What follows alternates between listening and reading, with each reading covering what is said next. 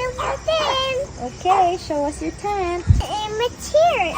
And my other chair was in outside. This is my tent. This is my bed. And this is for mommy and Yala.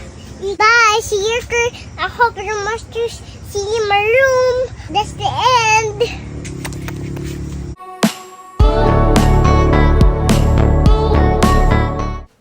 Isang quick camping adventure bago dumating ang bagyo.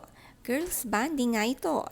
Dinala ni Elise ang ina at anak sa isang camping site sa Rizal. Ito raw ay nakaraang weekend, pero kinabukasan umuwi rin sila dahil nagkaroon ng warning tungkol sa bagyo. For their safety na rin. Naka-enjoy naman si Felice dito kasama ang kanyang lola. Si Elise mismo ang nag-drive ng sasakyan papunta dito. Number 10. Okay, show us your tent. And my chair. And my other chair was in outside. This is my tent. This is my bed. And this is for mommy and Yala. You can see over. You can the light in there up there. Nice. And, what's this, mommy? It's a pocket. This pocket. Okay. There's a window. You can see the outside and then there's a dog. I stay at the bed. Secret. I see in here. This is my bed. This is the door. Close it and this is go. Bye. See you later. I hope you must see you in my room. That's the end. Napaka-cute mag-tent tour ni Felice. Excited nga kasi itong dito matulog. Ang dalawang bed nga sa loob, kasyang-kasya silang apat. Sinabi niya kung sino ang mahihiga dito. Sa itaas daw ang kanyang lola, habang si Felice at Mami Elise naman ay sa baba. Nag-enjoy din sila sa bonfire bago matulog.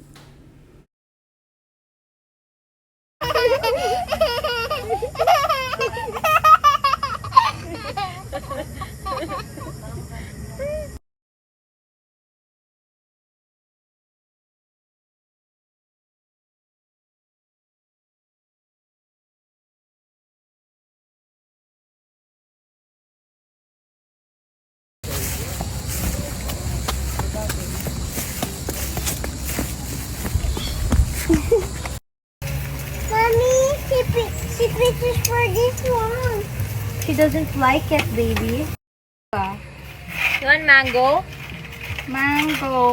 Habang nagluluto nga ng breakfast sina Elise at ang kanyang ina, si Felice nag-e-enjoy mag-ikot-ikot sa malawak na farm na ito. Safe na safe sa mga bata kahit hindi nga bantayan. Hindi naman nga kasi lumalayo ito sa kanyang mommy.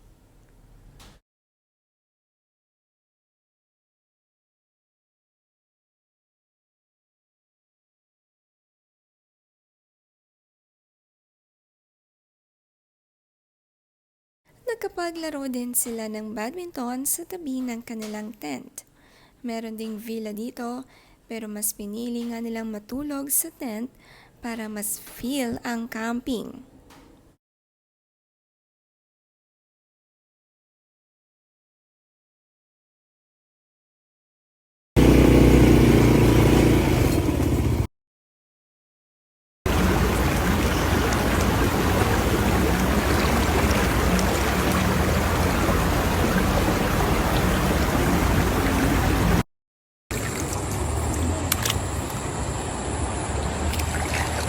Come on. Mommy, okay. I can. Mommy, Yes. excuse me, sis. Excuse me.